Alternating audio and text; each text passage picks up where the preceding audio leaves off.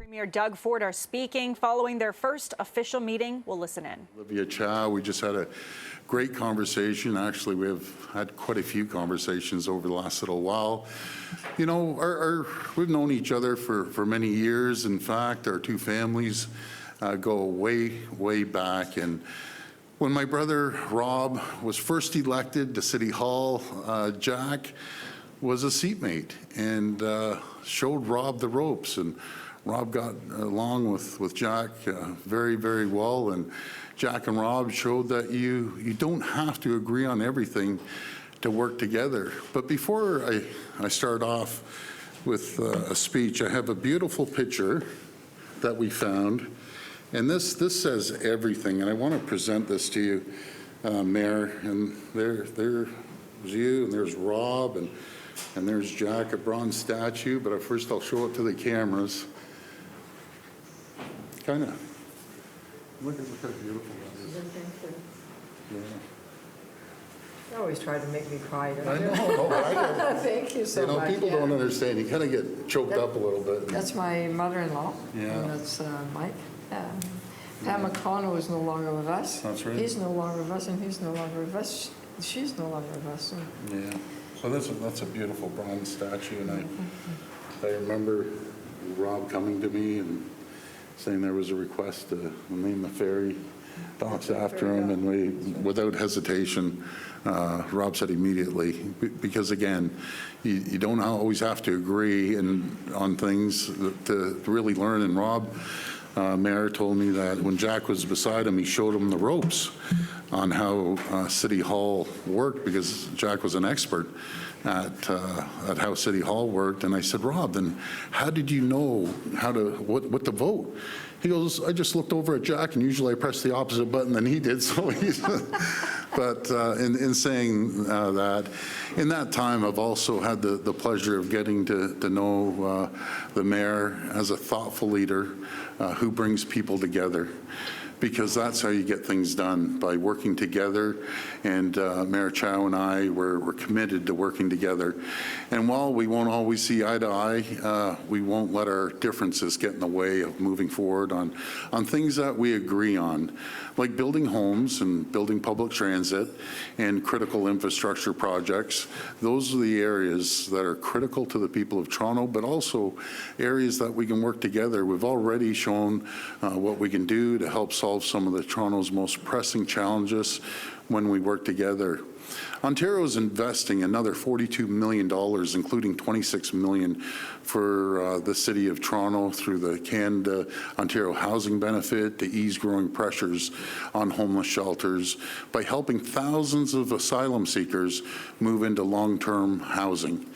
In Toronto and across Ontario, too many newcomers searching for a better life are struggling right now. They're living in our shelter systems, church basements, or out on the streets. Even in my area up on Albion Mall, they're living in a store, and that's just unacceptable. We need all levels of government working together to tackle this crisis, and Ontario and Toronto are stepping up. In fact, Ontario has been there to support Toronto in a big way. This year alone, the province is providing $3.3 billion with a B to support the city's operations, with billions more in capital funding for major infrastructure projects, including more than $30 billion to build new transit. Investing in the city has never been more important, because we know there's more work ahead. Toronto is facing deep financial challenges that are no longer sustainable. We need wholesale intervention.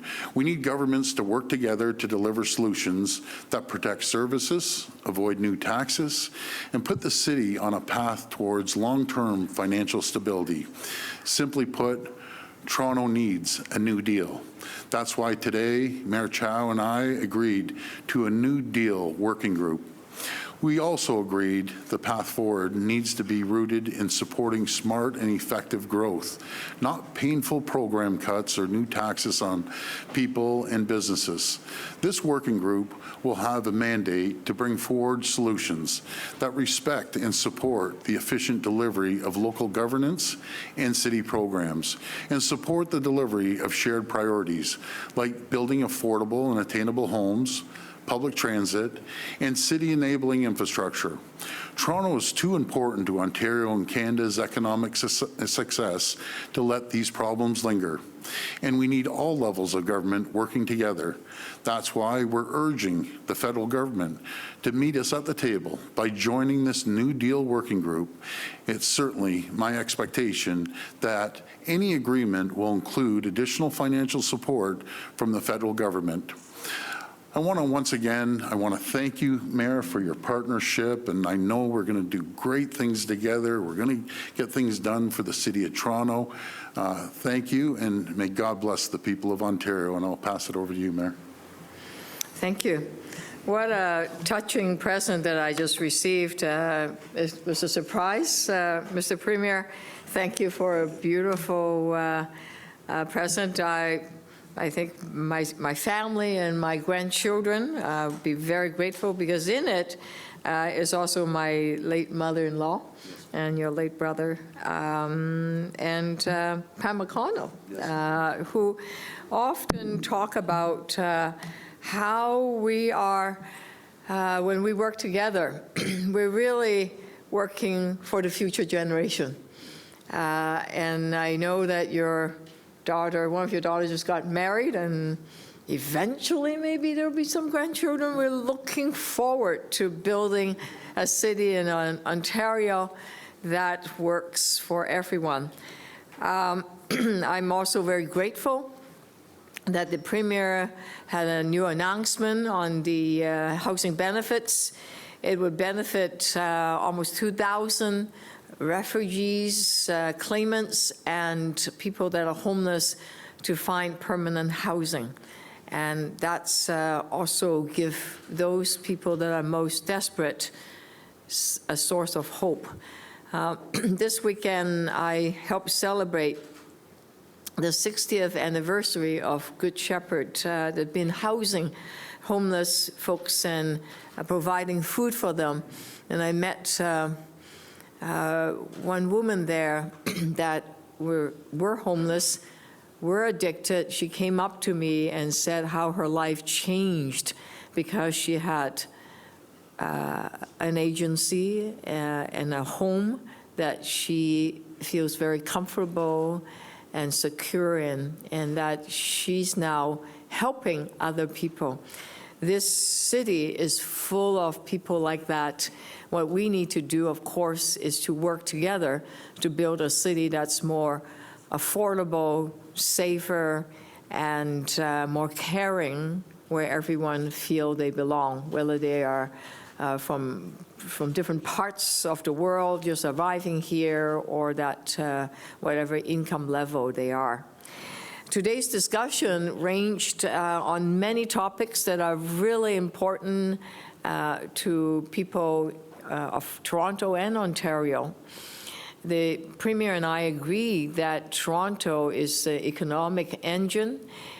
We generate half of the GDP in Ontario, and that we also agree that the present financial arrangement is just not sustainable, and that we need to have a long-term financial deal, a new deal, a better deal, that whichever kind of deal we have, that would have some kind of revenue that is secure, so that we don't have to every year or almost every month, we are just talking about trying to find revenue source. The Premier and I also know that the city is in a financial crisis situation. We have a deficit of $1.5 billion that we have to find solution. So we're very grateful this working group will conclude and have results by the end of November, in time for the city budget, because we have to have the budget out and begin to put together next year's financial preparations. So the third thing that we agreed on is that we are stronger together.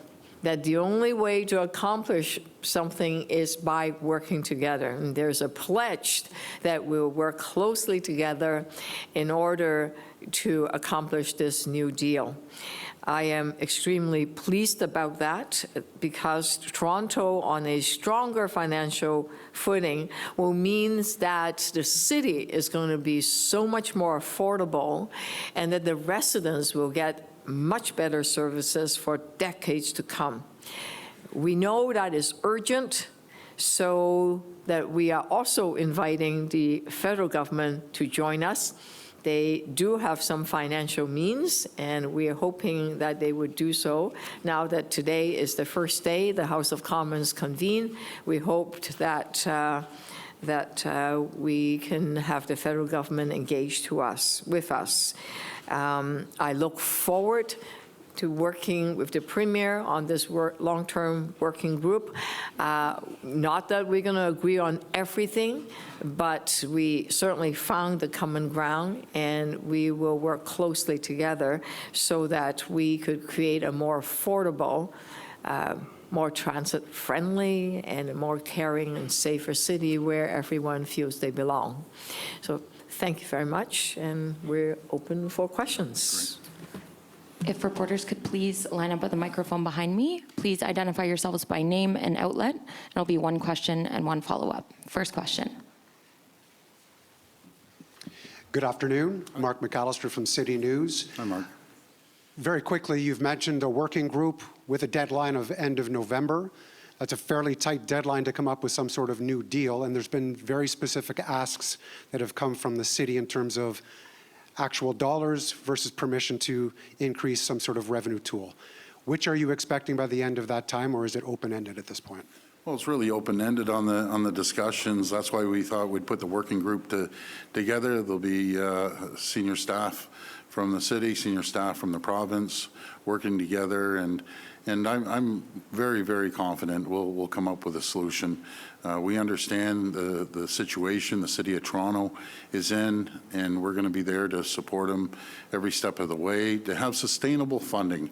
And as the mayor said, it's not, coming hat in hand every few months or every year. It's a plan that we're going to be able to move forward and support the City of Toronto. I have always said, as you've heard, Ontario's the engine of Canada. Well, Toronto's the engine of Ontario, and we have to make sure we're working together collaboratively and cooperatively. Perhaps the mayor can answer the question as well. Do you have expectations from this working group? Yes, we know that the Premier understands our financial situation. Premier Ford had been a councillor, lives in Toronto, understands the needs of having a fast, reliable, and affordable public transit system, understands the importance of maintaining our core infrastructure, also understands the importance on whether it's policing or childcare or taking care of seniors, all of the clean water, you name it. we are in those service areas. So Premier Ford understands that. He understands that cutting core service is not the way to go. It would just hurt the local residents. That's not what we want. And we'll find ways to cooperate to deal with that budget deficit that we have, which is in many ways structural. It's not a one-time only. There are structural changes that we need because right now the City of Toronto is carrying almost over $1.1 billion worth of services on behalf of the provincial and the federal government. So we're delivering the service. We are just not getting the bills paid, which means that that's one of the key reasons why we're in a deficit position. So the Premier understands that, and that's what we're going to work to solve, which is why we also said that we need the federal government on board, because the $1.1 billion worth of service that we are providing that are both provincial and federal responsibility, it's a shared responsibility, it's not just the province. is the working group and what you anticipate coming up with, is that all going to be dependent on the federal government stepping up as well? No, I'll let the Premier speak to, we can't dictate what Prime Minister Trudeau will do, but at bare minimum, we will come up with some kind of understanding and some kind of work and some kind of deal. We do hope that the Prime Minister will join us, or his office will join us, but I don't think it's contingent on having their agreement. But we certainly would like to see his government contribute significantly. Yeah, and thank you, Mayor, for that. It's critical that the federal government steps up. You know, we're putting $3.3 billion towards the City of Toronto, and we need the infrastructure money from the federal government. We need to see some housing money from the federal government, and that's how things work. If all three levels of government work together, work collaboratively together, then we get things done a lot quicker. So I'm encouraging the federal government to come to the table and have a voice at the table. That's the most important. Hi, good afternoon. Matthew Bingley from Global News. Premier, your tone seems to have shifted a little bit today. A lot of the conversations when you mention Toronto is looking for savings, looking to cut and efficiencies. Why now? Are you acknowledging that there is a structural problem with the way that the city is financed, and what has made you, I guess, change your opinion on finding a solution to that? Well, I think I've shown over a number of years, I don't care about political stripes. I'll work with anyone, both the mayor and myself. We have a history, our families have a history. I want to work with the mayor, and that's how you get things done. They're in a real tough financial situation. We'll be there to support them, as we always have been. If you look at the budget, I think we're the second largest line item on the budget next to the taxpayers.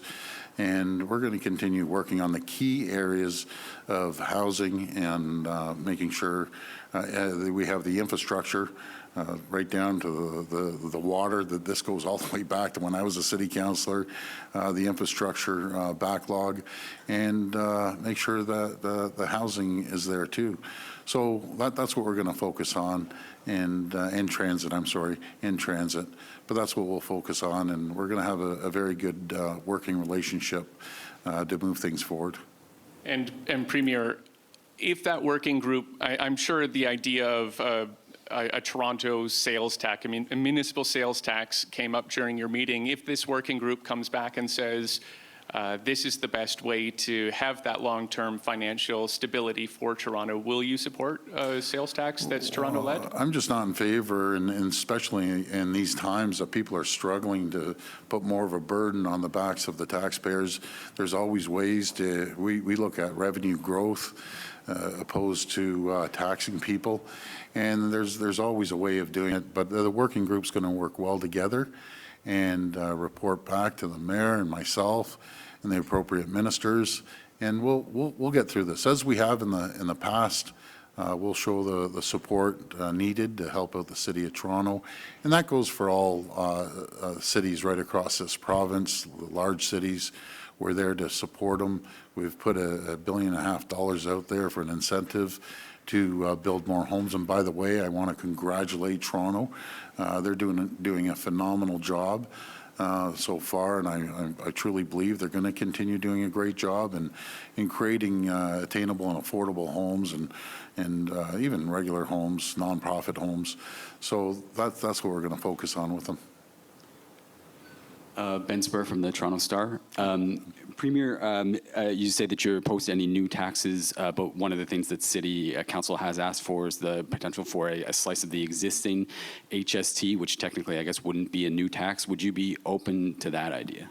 Not right now. What we want to do is work with them. There's a lot of subsidies that we're supporting the city with, so we're going to have common ground. We'll come up with a solution that we can see growth, that we've seen tremendous growth here, economic growth too, bringing more people here, more businesses here, revenues through just regular taxes. If you buy a home, you're going to be contributing to the city coffers. If a new business comes here and wants to expand and add more employees, that's another area that we're going to see revenues come into the city coffers and in return the provincial coffers. And to the mayor, a couple of weeks ago, council voted to support the idea of a municipal sales tax and to explore things like parking taxes and a whole bunch of other new revenue tools.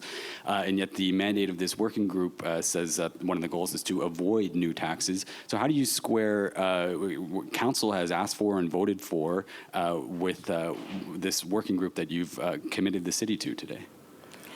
Well, whatever kind of revenue, we, the City of Toronto, really doesn't completely care where the money comes from as long as there's structurally a promise.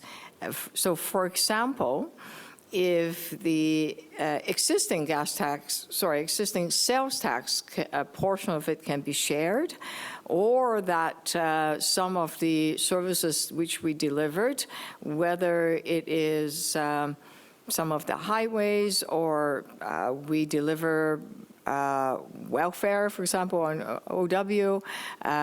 We also deliver childcare services. We deal with policing. There's any number, public transit. Public transit, for example, in the past was jointly funded in terms of the operating costs by the provincial and the city government. Now it's 100% City of Toronto. The shelter cost used to be 80% City of Toronto, 20%, 80% provincial, 20% municipal is now 50-50. So I can go on and on about how connected we are in terms of these two levels of government, but the percentage has to be right. It has to be sustainable, because what we've seen in the last 20 years is that more and more costs are being loaded on to the city property taxes. And that's why structurally it's not sustainable. And that is at the core of this working group. How are we going to rebalance that kind of service delivery so that we are able, in a long-term sustainable way, deliver the service to the people of Toronto in a way that means that the City of Toronto will not face a big deficit. So that's at the core, which is why it's called a New Deal. It is a different kind of arrangements. So as to where the funding comes from, it's really up to the province of Ontario. And I know Premier Ford has a wonderful surplus that makes me quite jealous.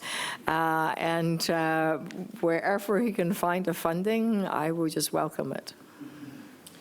Hi, Mike Crowley from CBC. Mayor Chow, it sort of sounds from what the Premier just said that he's closing the door to the idea of Toronto having a share of the sales tax or a new sales tax. Or the existing sales tax, it Or could the- or be. but he also said no to that as well. It just A new a one. moment ago. So he said new one. You don't want to actually add more taxes, which is in some ways, we are coming to life is getting difficult because the housing cost is so high. So people are having a hard time getting by. So we both of us are committed to making sure that life is affordable for ordinary people. Absolutely, that is a top priority. And in order to make it affordable, the Premier seems to be saying that you don't want new taxes, but what about the existing taxes that is already being people are already paying now? But I actually didn't get to my question, which was... Oh, sorry. How do you feel about the fact that he just here at the podium said that he's not at this point open to the idea even of sharing a portion of the existing tax? How do you feel about that? I'm sorry, I didn't say the existing tax. I just don't believe we should be raising taxes in the situation that the people are feeling the pressure on increase in grocery costs, increase in gas costs, high mortgages. But we're, Mike, what we are going to do, we're going to sit down, we're going to work collaboratively together, and we're going to come up with a solution. We fully understand the situation. Toronto's there. We're there to support them in many different areas. That's why, again, we're making sure the $3.3 billion, second largest line item, which hasn't been that way for many years. We're there to support them, but we will work together and look at key areas of infrastructure and housing and transit. That's going to take a real burden off the backs of the city of Toronto, but we'll work together. Okay. Thank you. My second question is Ontario Place. Neither of you has mentioned it. Did it come up in your meeting? Mayor Chow, what did you say? Premier, what did you say? What's happening with your plans for the Ontario Place redevelopment and Mayor Chow's concerns about that? Well, New Deal doesn't mean, so let me do that again. New Deal doesn't mean new taxes. I think that might summarize that last conversation.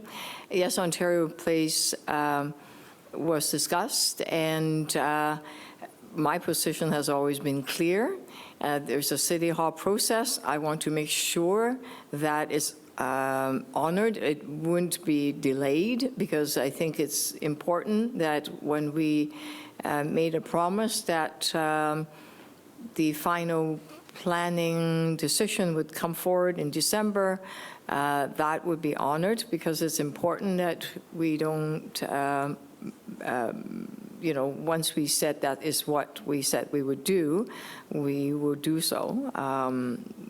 I think there was a bit of concern that that the city will deliberately try to delay that process, but the planning process is what it is, and it will continue. I believe the consultation just finished, and a new submission have been given to the city planner, and the city planner will make a recommendation, and it will come to City Council for decision in December. That had been our commitment for quite a long time now. Go on. Good afternoon, Natalie Johnson, CTV News. A question for the mayor. Mayor Chow, a local resident and prominent businessman, took out a full-page ad in the Globe and Mail on the weekend saying that, in his view, Toronto is a city in decline. He cites getting assaulted on the streets, his staff fearing taking public transit, traffic being worse than ever, taxes going up. He lays the blame for this squarely on City Hall. How do you respond to this kind of allegation? And do you think Toronto is a city in decline? Well, let me tell you what I did this weekend. We had the Polish and Ukrainian festivals. We had yesterday the Terry Fox Run. We have the 60th anniversary of the Good Shepherd, helping people that are homeless. People are out on the street. There's a gigantic rubber duck with the waterfront festivals. It didn't look to me, that's only Sunday. I didn't even go to the Saturday. We had the Asian festivals. We have opening, the Portuguese president coming to Toronto, opening, groundbreaking the first Portuguese-speaking long-term care home.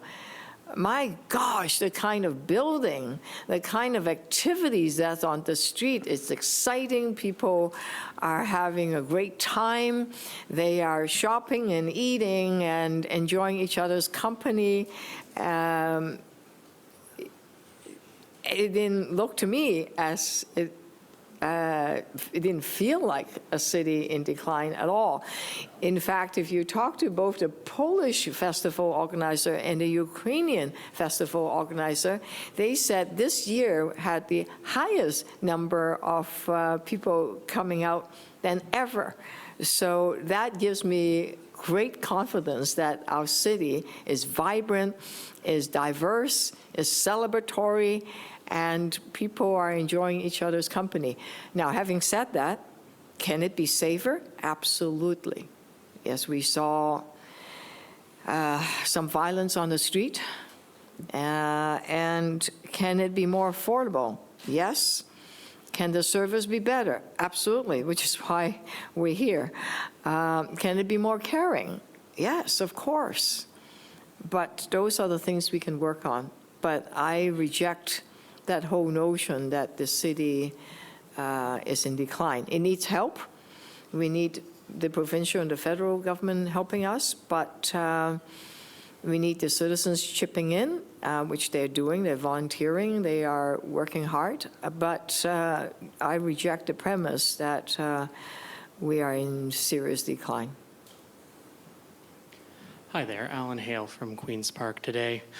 So during the AMO conference, we heard from the Ontario Big City Mayors and AMO that that municipalities, other than Toronto, also need new revenue tools, a new deal. So you are doing this with Toronto. When can we expect you to start negotiating new deals with other cities? Well, first of all, we've probably contributed more to municipalities in this province than any government in the history of this province, working hand in hand with them. We just put out a $1.5 billion deal to build homes, and they have that incentive and the target to meet. That will also create more revenues as we have more homes built. We're building brand new transit right across this province, delivering GO train service, two-way, all-day GO to many locations. We're also building right in people's communities, including Toronto here, $50 billion worth of infrastructure, new hospitals or addition to hospitals that will take care of the healthcare side of things. We've cut the child care down by 50%, saving families from $8,000 to $12,000 per year. And we're building roads, we're building highways, we're pouring money into infrastructure. We're going to continue doing that. We do need the federal government to step up with the infrastructure plan. So we're going to continue working with all municipalities. And I mentioned that to the mayor in our meeting too. Yes, we're going to support Toronto, but we do have that obligation to support all 444 municipalities across the province here. All right. Could you tell us if there were any property developers such as Mario Cordellucci or Shakir Ramatula at your daughter's wedding this weekend? No. Hi, Premier. Hi. Jack Cowan from the Trillium. For the health ministers meeting in PEI next month, will Minister Jones be attending? And if so, what are your top I priorities? apologize. Can you just repeat that question? Sure, sorry. Yeah. So can you hear me okay? Yeah. Okay, so for the health ministers meeting in Yes. PEI Yes. next month, will Minister Jones be attending? And do you want to chat about top priorities for Ontario there? Yeah, great question. Absolutely. The minister's going to be there with all the other ministers across the country. We're always going to advocate for support through the federal government. I realize that they gave us a little more support, a couple percentages, but there's areas that we can all work together, especially on the staffing side too, enabling nurses and even doctors from one province to the next and be able to have gainful employment. But we have a great working group of premiers in all provinces and the territories, working collaboratively together on healthcare, on infrastructure, and every other area you could think of. And I think it's going to be a very productive meeting in PEI, and we look forward to hearing what they accomplish, but also what the federal government is doing to continue to support our healthcare needs, because it's growing at a rapid pace and a lot faster than the couple points that they gave us in extra funding there. Okay, and the NDP is planning to table a bill next week to return the Greenbelt land that was removed. Will you allow your caucus to vote freely on that, or is that going to be a whip vote? No, you know something, we're going to continue moving forward with the facilitators and the facilitator there. Our main goal, folks, is it's all about making sure that we have homes, attainable, affordable homes. And I think you heard me mention about the modular units too. It's not about just one area. It's about making sure that the excess of 500,000 people, and again, they aren't accurate numbers, and the feds aren't denying that. CIBC came out saying it's probably closer to 800,000 people. We need to build homes of all types. We can't have people, living in tents. We can't have people living in malls and other areas. We need to continue to build homes, but make sure that they're attainable for a newcomer or a family or a young family that's starting, that they can afford a home, they can afford to pay a mortgage. And that's what we're going to be focused on. And that's why I've emphasized before, and I'm going to emphasize it again to the Bank of Canada. You can't even think of raising these interest rates because you're killing the economy, you're killing middle-class families, everyone across the board. I hear you're thinking about it again in October and the new year. It's just not acceptable. And it'll be falling on your shoulders when people are struggling to buy a home and put money on the table. This will be the last reporter. Okay, thank you. Hey, Premier. Cynthia Mulligan, City Hi, Cynthia. News. Hi, Mayor. Premier, this feels like quite a shift from you. I mean, John Tory was also an old personal friend. He's come here many times. The city has been in trouble financially, budget after budget. Yeah. Why are you suddenly shifting and agreeing to this working group and acknowledging that Toronto's finances are not sustainable? What's the shift? Well, let's first of all, let's give the mayor a fair shot here. You know, I got a comment on that letter. It kind of disturbed me. She just got elected. Like, let's talk a year down the road, see where we're at. But, you know, and yes, Mayor Tory's a friend. He continues to be a friend. But we've known the mayor and her family for a long time, too. It's not easy being mayor. Very few people. Rob was a 64th, so you're this, I guess, 66 mayor, and it's just not a walk in the park as the city grows and the infrastructure ages and the backlog of infrastructure. And even under Mayor Tory, we supported the city in a massive way. We're going to continue supporting not just Toronto, but other cities across our province. But they need the support. And I'll work with Mayor Chow as I worked with Mayor Tory. It's all about working together, collaboratively together. That's how we get things done. But we need the federal government to step up as well. And Premier, you've been through a heck of a few weeks with a couple of nasty reports about the Greenbelt, finding a lot of fault with the government. Polling suggests that you've taken a hit. The legislature is resuming next week. Yep. How are you managing all of this? Because one thing we do know about you is you don't like it when people don't like you. Well, so, you know, like, how you doing through all of this? Yeah, well, I guess I can be for any elected official, but let's talk about the polling. You know, you've been putting these polls out. We know from 3 separate polls, we're at 39, 38%. My favorite saying, folks, is, and that would be a majority government, by the way, if the election was held today, but the only poll that counts is on election day. Polls are for dogs. But if you go out there, and the reason we're at that percent, ask the people, who do you trust with your wallet? Who do you trust on reducing taxes? Who do you trust on creating jobs, as we created 700,000 jobs? Who do you trust about, again, saving you money, saving 10 cents a liter? Just imagine if the gas was 10 cents more, that we reduced it, or the license sticker that we gave back to 8 million Ontarians, or cutting the tolls of the 412 or the 418. Ask the people, who do they trust getting homes built? Getting homes built for their children, their grandchildren. Ask the newcomers, who do they trust to build the homes? That's the reason we are truly at 38, 39% and would form another majority government, but that only counts on election day. Thank you. Thanks so much, everyone. Thank you. Okay, we've been listening live there to Premier Doug Ford and Toronto Mayor Olivia Chow speaking to reporters after their first official meeting since Olivia Chow was elected as mayor of Toronto. A lot of focus seems to be around revenue, taxes, and the $1.5 billion deficit of the city's budget.